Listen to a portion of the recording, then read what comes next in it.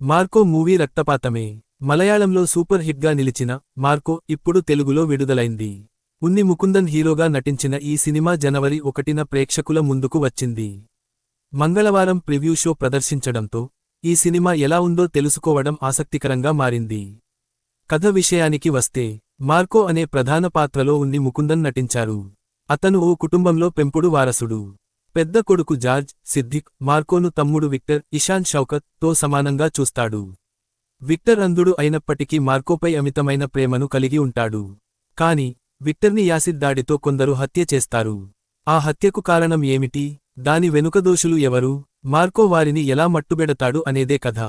Cinema ఎలా ఉందంటే ఈ కథ పగ, ప్రతీకారం చుట్టూ తిరుగుతుంది. రక్తపాతం, హింస ప్రధానంగా ఉండటంతో సున్నిత మనస్కులు ఈ సినిమాను దూరంగా ఉండడం మంచిది. డబ్బున్న కుటుంబం, వ్యాపార సామ్రాజ్యం, శత్రువులు అన్న నేపథ్యంతో సస్పెన్స్ ఆసక్తిని రేకెత్తించేది.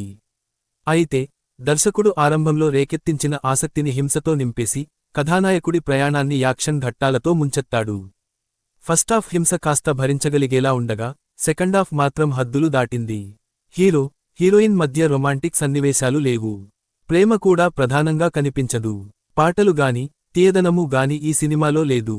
ఎవరెలా నటించారు? ఉన్ని ముకుందన్ తన యాక్షన్ అవతారంతో ఆకట్టుకుంటాడు. స్టైలిష్ లుక్తో కనిపించినప్పటికీ ఎమోషనల్ అంశాలకు ఎక్కువ స్కోప్ లేనేలేదు. కథానాయిక యుక్తి తరేజా చిన్న పాత్రలో మాత్రమే కనిపించారు. సాంకేతిక విభాగం, నేపథ్య సంగీతం, రవి బస్రూర్ అందించిన సంగీతం సినిమాలో ప్రధాన బలం.